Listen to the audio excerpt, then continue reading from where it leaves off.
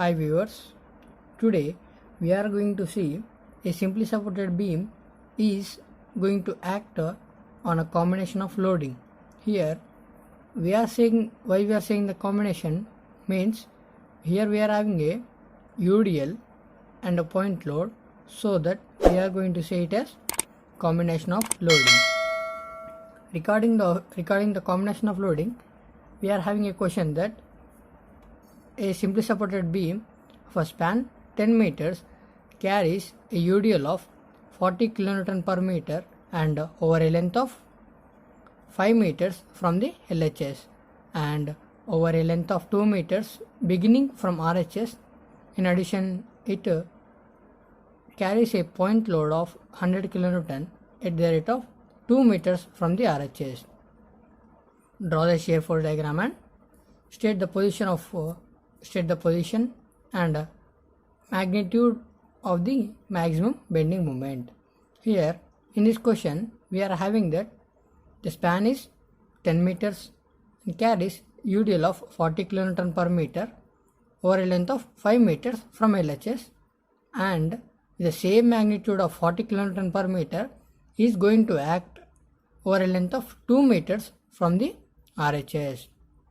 That is from LHS, that is 6 meters for 5 meters, and from the RHS we are having 2 meters and carrying a point load of 100 kN from 2 meters from the RHS side. For this, let us have a diagram that going to be clear for us. Before that, let's have our 5-step method to solve any problem. Here we go that given data, total load on beam, and number 3, summation of upward reactions is equal to downward forces, and number 4, shear force calculation and bending moment calculation, and number 5, shear force diagram and bending moment diagram. Let's follow our method that first given data. What is the given data here? A simply supported beam of a span 10 meters and carrying UDL of 40 kN per meter for the span of 5 meters from LHS, and the same magnitude of UDL is going to act for the 2 meters from RHS. And next, in addition of the UDL, we are having a point load of magnitude 100 kilonewtons. It is acting at the rate of 2 meters from RHS. 2 meters from the RHS. And next, we are having total load on beam. Total load on beam. Here we are having 2 UDLs and 1 point load, and the load should be always in kilonewtons, so that I am going to convert the UDLs in the magnitude or in the units of kilonewtons, and then I am going to add the kilonewton units of a point load, and then I am going to get the total load of beam. Here 40, let's have a diagram for this. Let us draw it. Here this is our simply supported beam, the span of 10 meters, 5 meters acting 40 kN per meter of UDL from LHS. That means from here, let's have here up to here. This is a UDL of magnitude 40 kN per meter, and next the same magnitude is going to act for the 2 meters from RHS, that will be here. And next, the point load of 100 kN at the rate of 2 meters from RHS, that will be exactly the starting of the UDL, that will be here itself. here we go the diagram. Let us have a notations that A and B, C, D. Let's have a notations of A, B, C, D. Then here we are having the load UDL is going to act for 5 meters. So that I am going to multiply the 40 kilonewton per meter into 5 meters, so that it will convert it as kilonewtons. 40 into 5 plus, and next another UDL is acting only for 2 meters, so that I am going to multiply the 40 kilonewton into 2, 40 into 2, and plus we are having a point load of 100 kilonewtons. That total load will be 200 plus 80 plus 100. That gives rise 380 kilonewtons on beam. The total load on beam is equal to 380 kilonewtons. Next, our third step, that summation of upward reactions is equal to downward forces. In the simply supported beam, we are having two reactions in the upward direction, so that RA plus RB, this is our third step, RA plus RB is equal to downward forces we are having. Let it be total load on beam. Here we are having a UDL, here we are having a point load and a UDL. So that when we convert these all as in the kilonewtons, the total load will be the same, that is 380. Here let us have this as equation 1. Here we know that we are knowing RA plus RB is equal to 380 kilonewtons, as in the combination of both reactions. We don't know the individual reactions of RA and RB. We don't know the individual value of RA. So that for this, to find out the individual reaction, we are having a method, moment method and substitution method, to follow and to find out the individual reaction. Moment method and substitution method going to involve in this method or in the procedure while finding out the RA reaction. RA or RB, you can find any one of these, but we have to know any one of these individual reaction. For this, we are having these two methods we are going to follow. Here we are having a twist that if I take the moments about A, such as like this, if I take the moment about A is equal to 0, then I am going to find the reaction of RB. If I am going to take the moments about B is equal to 0, I am going to find the reaction of RA. Here this should be remembered. If you take the moment about A, you will find the reaction of RB. If you take the moment about B, then you are going to find the value of RA. When you didn't get the value of RB, you are going to mistake in the problem. Here we are also having a sign conventions that if you want to take the moments about A, clockwise as positive, anti-clockwise as negative. If you want to take the moment about B, clockwise as negative, anti-clockwise as positive. Remember the sign conventions as in every problem, so that you cannot mistake in the problem in the examination. I am going for moment about A is equal to 0. I am going to find the value of RB. Then I am going to substitute the value of RB in equation 1 to get the value of RA, so that we are going to find the both individual values of RA and RB. Let us have the problem. That I am going for moment about A is equal to 0. If I take the moment about A is equal to 0, here I don't find the value of RA in the equation. It's not willing to stay in the equation, because since I am taking the moments about A and RA is at the moment about A, so that there is no perpendicular distances to multiply with RA force, so that RA going to eliminate this in the equation and we are remaining with only RB reaction. So that, and let us calculate the moment about A is equal to 0. I am going with RB. RB is taking movements in a anti-clockwise direction, so that negative minus RB. What is the perpendicular distances from RB to the RA is the 10 meters, and next positive, because after the RB we are having a UDL that is taking moments from the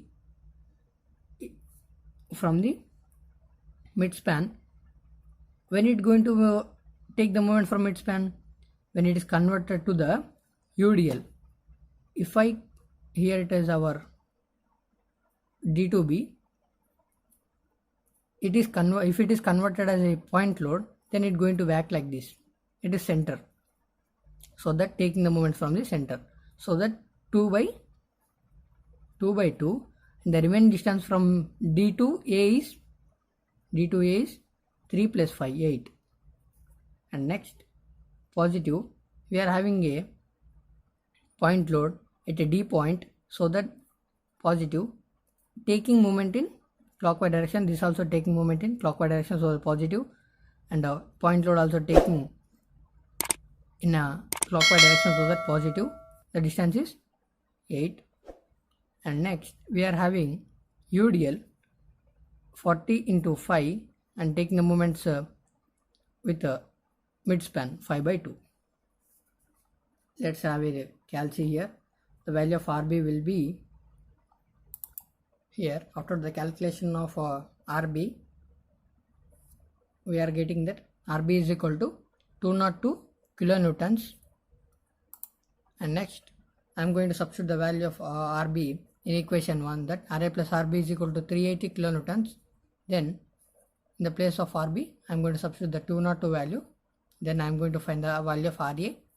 RA will be 178 kilonewtons. Here we found that RA and RB values. From these values of RA and RB, we are going to see the shear force calculations. For the shear force calculation, we have to take each and every point and support of the simply supported beam or any beam. We are taking A, C, D and B. Here we have to take the left and right of the points and supports. Here we are having a point because it is going to be end of the UDL, so that left and right, and here also left and right, here also left and right. For in some cases you can also avoid that right of the C and left of the D, that where the UDL is going to start, because up to here it is going to be same and there is going to be decreasing value. Shear force at A at here, if I am going to stand just left to the A, that going to be here, that left, just left, that is I am looking forward to the left of the RA side, then I am going to find no forces or no reactions which is going to affect on this beam or having on this beam, so that there is no, because 0 kilonewtons, I am going to consider it as 0 kilonewtons. Thereafter, when I am going to stand just right before the starting of UDL, I am going to have the RA reaction. When I am going to stand here, I am going to have a RA reaction in the upward direction. Here also we are having a sign convention that upward as positive, downward as negative. Here we are having upwards, so that positive. The value of RA is 178 kilonewtons. Next, moving on to the C, end of the UDL, just for the left of the C, I am looking forward to the left side. Then I am having RA in the upward direction and the UDL for the span of 5 meters. Let us have here 178 minus, because it is in the direction of upwards and UDL is in downward direction. We have to convert only to the point load, that is 40 into 5. The value will be 178 minus 200. minus 22 kilonewtons. When I'm going to stand just right of the C, the same minus 22 will be acted, because just right when we look after the left side, we are having a same RA and a UDL with a span of 5 meters, so that the same minus 22 will be act for the right of the C. And next, moving on to the D, up to the D left, we are having continuing with minus 22 kilonewtons, because in between C to D, we are having no point loads or UDL are acting on this beam, so that the same minus 22 kilonewton will be acting. For the just right of the D, I am having a downward point load with a magnitude of 100 kilonewtons, because up to the left I am having the same minus 22. After the right, just we are having only one UDL, one point load, that going to be add here, that we are having in a downward direction, so that negative, the value will be minus 122. And next, moving on to the B left, for the just left of the B, I am having UDL with a span of 2 meters. Up to the left, we are having, up to the right of the D, we are having minus 122, and we are up to here, we are having UDL, that is with a span of 2 meters, that going to be had here with a negative direction, because it is in downward direction. The value will be minus 202 kilonewtons. And next, when I am going to stand after the right of the B, and up to the left, we are having continuing with minus 202, and next after the right, we are having upward direction RB, that going to be change the value to the 0, because the value of RB is 202, positive 202. The negative and positive is going to cancel, and it's going to be 0 on reference line. This is our shear force calculations. Next, we are going to see the bending moment calculations of these more points, supports, and etc. Here, we are also taking for every points. Further, moment about A and moment about B is always 0, because there are the end supports, and these doesn't have any perpendicular distances to multiply with them with the forces which is having it supports such as RA and RB, so that is going to be 0. And next, we are going to find moment about C and moment about D. Here, the C is nearer to RA and D is nearer to the RB, so that I am going to find moment about C from RA and moment about D from RB. If I want to take the moments from RA, then I am having a sign convention that clockwise as positive, anti-clockwise as negative, and next similarly clockwise as negative, anti-clockwise as positive. Follow these sign conventions while doing the problem. Here I am taking the moment about C from RA, so that clockwise is positive, because RA is taking moment in a clockwise direction, so that positive RA. The distance from RA to the C is 5, and next this UDL is taking moment in a anti-clockwise direction, so that negative. When it is converted to the point load, it is going to act at the center of the beam, that going to be 5 by 2. Next, if I want to take the moment about D from RB, anti-clockwise as positive RB into the distance from RB to D is 2, negative 40 into 2, which is converted as a UDL to the point load, then taking the moments from the midspan of the 2, that going to be 2 by 2.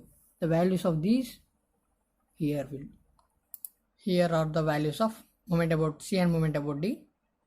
About C 390 kilonewton into meter, and moment about D is 324 kilonewton into meter.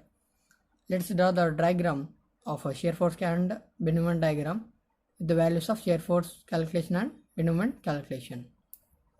Here, let's draw the shear force diagram. Here we are having RA. For the left of the A, we are having with 0. For the right of the A, we are having 178 kilonewtons. Here itself, let us have here. And next, moving on to the C, here itself, moment we are having for the left of the C, minus 22.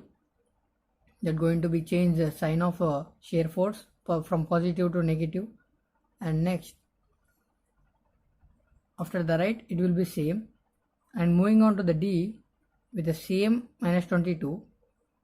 And next, it is going for, after the right, it is going for minus 122. That going to same on this line. And next, it is going for minus 202. Let us have a here point.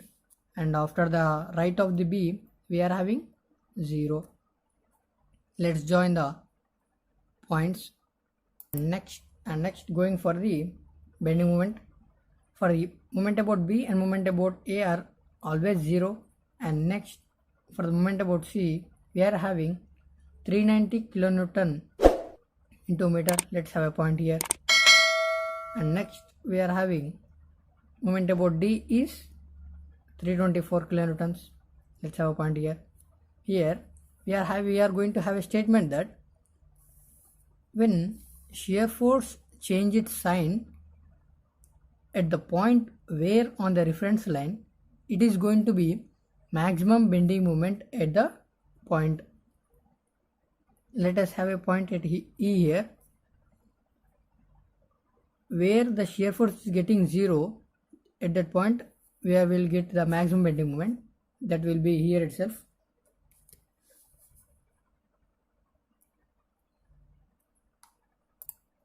Here, we don't know the exact distance of E from A or from C because it is a UDL and there is no division of UDL. So that I am going to take from E to C x distance, and the remaining distance will be, we are having a 5, the total from A to C, the remaining distance will be 5 minus x. According to the similar triangles, I am going to find that length by height is equal to length by height. Here I am having that we are having two triangles, E to C and E to A. Then what is the length from E to C is x by what is 22 and is equal to 5 minus x, the length 5 minus x by the height will be 178. For this triangle the height is 178, for this triangle the height is 22. By the cross multiplication of these two, we want to get that value of x. Let's have a look into it. X into 178 is equal to 5 minus x of 22. That will be 178x is equal to 22 into 5 minus of 22x. 178x positive, 22x, because I am sending this minus 22 to after the is equal to, that becomes positive.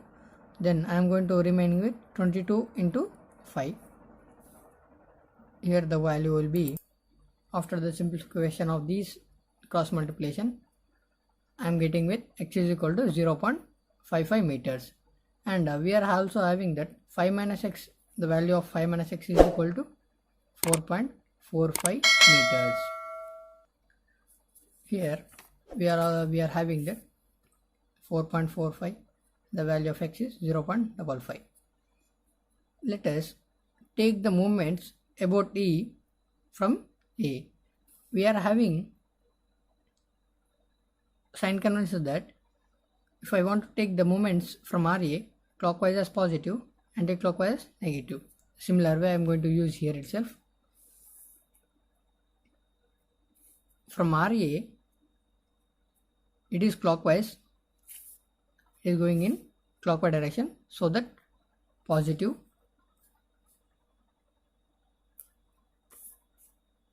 positive, and next is multiplying with the distance of 4.45.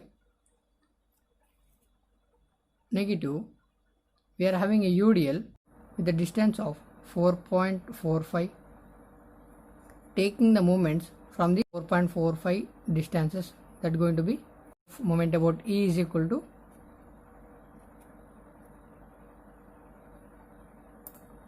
is equal to 396.05. Here the value 396.05. From A to E and D, C, we are having a curve because from C to A we are having a UDL, so that we are getting a curve. And next, from C to D we are having no UDL or no point load. Then we are going to have a straight line from C to D.